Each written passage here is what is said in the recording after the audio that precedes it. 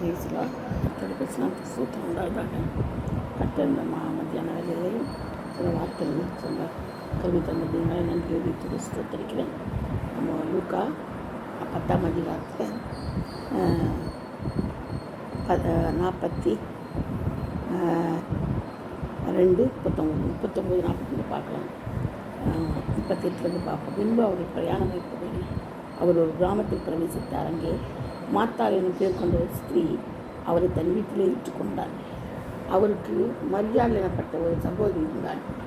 அவள் இயேசுவின் பாதத்தருகே உட்கார்ந்து அவருடைய வசனத்தை கேட்டுக்கொண்டிருந்தாள்.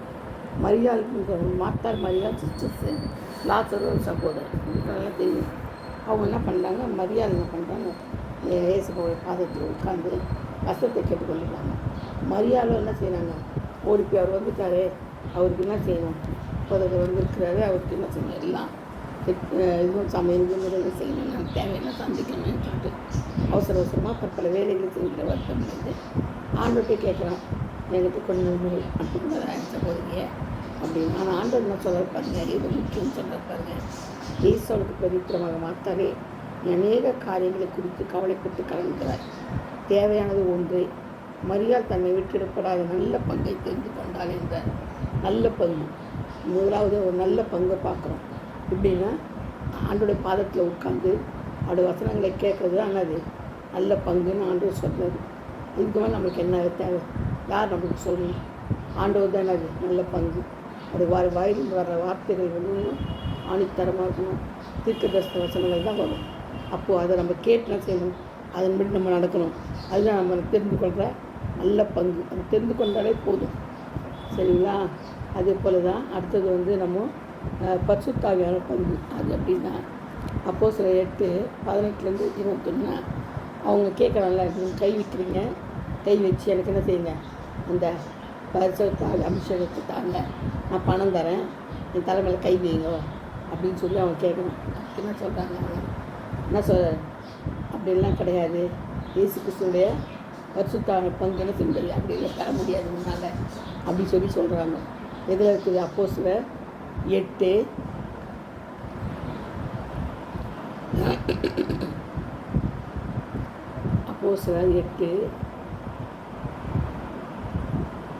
வசனத்தில் ஒரு நம்ம எடுத்து பார்த்தா தான் புரியுது. மேலட்டமாக சொல்லிட்டு போகலாம், ஆனால் நீங்கள் எடுத்து பார்க்கணுமே, அதுதான் முக்கியம் இல்லை. அதனால தான் நானே சொல்லிடுறேன். 18 பார்த்தீங்கன்னா தெரியும்.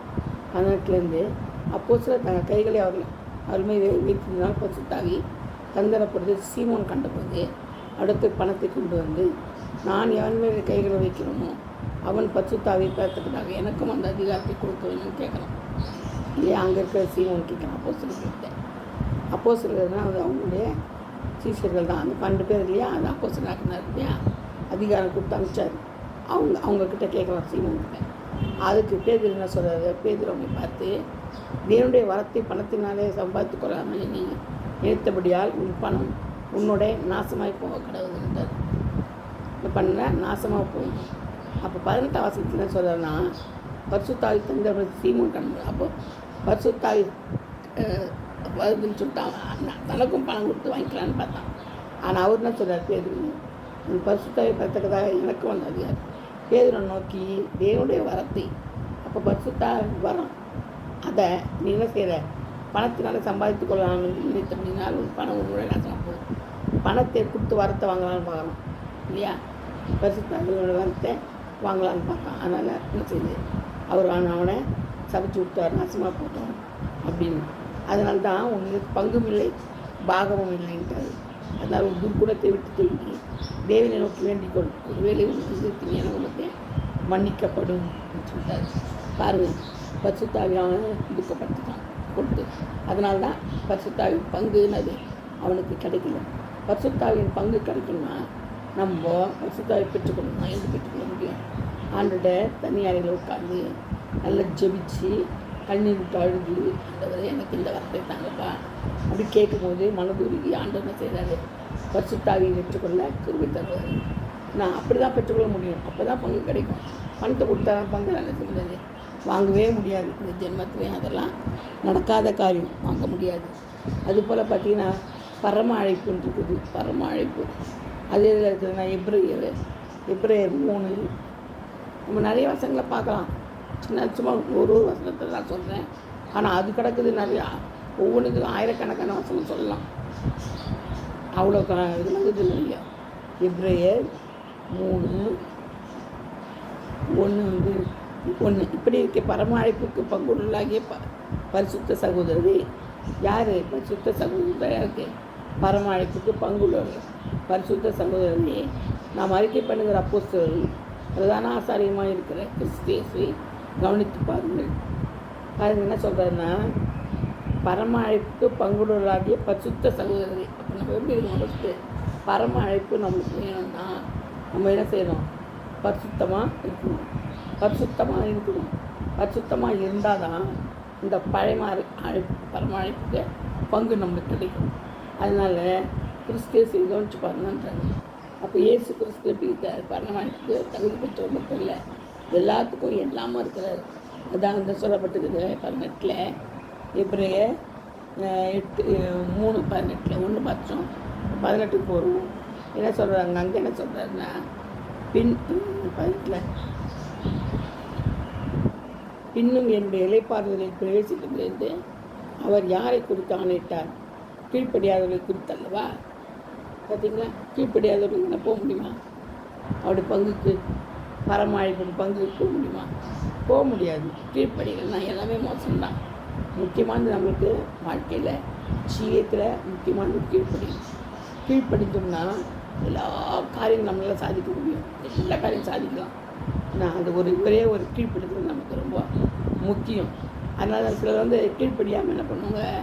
கோபம் முட்டுவாங்க, நம்பிக்கை தான் பேசுவாங்க, அப்புறமா இறுதியை கடினப்படுத்துவாங்க, சில காரியங்கள்லாம் செய்வாங்க, நமக்கு எரிச்சல் முட்டுவாங்க நமக்கு. அதனால்தான் என்ன சொல்கிறது? கீழ்ப்படியாத குறித்தல்லவா? யாரை குறித்து ஆணையிட்டார்? இல்லைப்பாரு இல்லைன்னு கீழ்ப்படியாதவர்கள் குறித்து தான் சொன்னார். அதனால தான் அவிசுவாசத்தினால அவர்கள் அதை பிரவேசிக்க கூடாமல் போனார்கள் என்று பார்க்கிறோம். எங்கள் பரம அழைப்பில் என்ன செய்யலாங்க? பிரவேசிக்கலை. எப்படி? ஏன் பிரவேசிக்கலாம்? கீழ்ப்படிக்கலாங்க.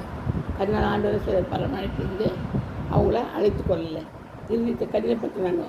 அதுலேயே பார்த்தீங்கன்னா 3ஆம் வசனம் கூட சொல்லப்பட்டிருக்குது. அதில் எபிரேயர் 3:14 சொல்லப்பட்டிருப்பாருங்க. நாம் ஆரம்பத்தில் கொண்ட நம்பிக்கையை முடிவு பறிந்த உறுதியாக பற்றி கொண்டிருப்போமானால் கிறிஸ்துவத்தில் பங்குகளாக இருக்கும்.